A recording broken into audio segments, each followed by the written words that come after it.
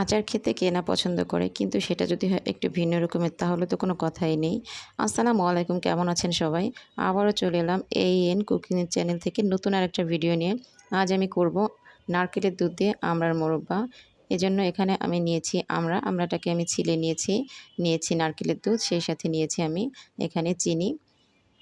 এবার আমি আমড়াটাকে সেদ্ধ করে নেব। আমড়াটা আমার সেদ্ধ করা হয়ে গিয়েছে। এখন চলে যাব পরবর্তী স্টেপে। চুলায় একটি প্যান বসিয়ে দিয়েছি। এটা গরম হলে এখানে আমি দিয়ে দেব পরিমাণ মতো তেল।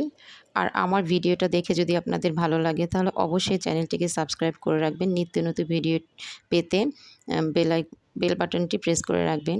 পেঁয়াজটা একটু ভাজা হয়ে আসলে এখানে আমি দিয়ে দেব একটা তেজপাতা আর একটা এলাচ। পেঁয়াজটাকে আমি খুব বেশি লালচে করে ভাজবো না।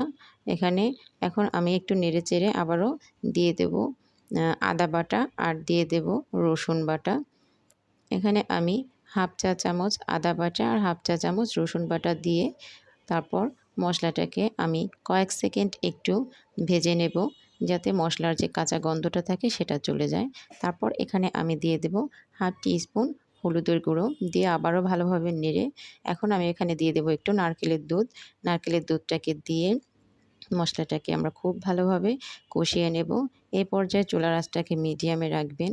তারপর এখানে আমি দিয়ে দেব আমড়াগুলোকে দিয়ে আবারও ভালোভাবে নেড়ে চেড়ে কয়েক মিনিট আপনাকে মশলার সঙ্গে আমড়াটাকে একটু কষিয়ে নিতে হবে। এই রেসিপিটা যারা এখনও বাসায় ট্রাই করেননি, ভিডিওটা দেখে অবশ্যই বাসায় চেষ্টা করবেন রান্না করার জন্য। দেখবেন অনেক মজার এই রেসিপিটা।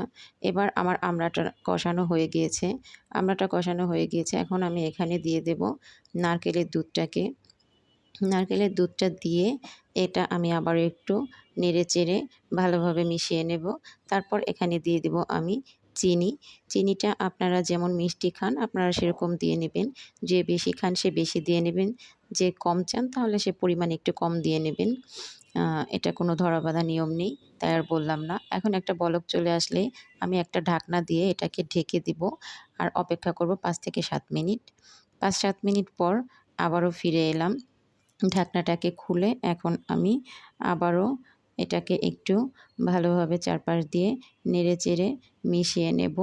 আর জালটা কিন্তু একদম মিডিয়ামেই রাখবেন, হাইতে রাখবেন না, কারণ আমড়াটা রান্না হতে একটু সময় লাগে। এটাকে আবারও আমি ভালোভাবে নেড়েচেড়ে তারপরে আবার একটা ঢাকা দিয়ে এটাকে আবার আমি ঢেকে দেব। ঢেকে দিয়ে অপেক্ষা করছি কিছু সময়। ফিরে এলাম কিছু সময় পরে। দেখুন আমড়া থেকে কিন্তু ঝোলটা অনেকটাই টেনে গিয়েছে।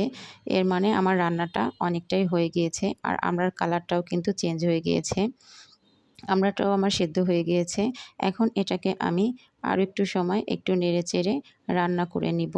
আমার রান্না কিন্তু একদম কমপ্লিট হয়ে গিয়েছে। এখন আমি সার্ভ করে আপনাদেরকে দেখিয়ে দিচ্ছি।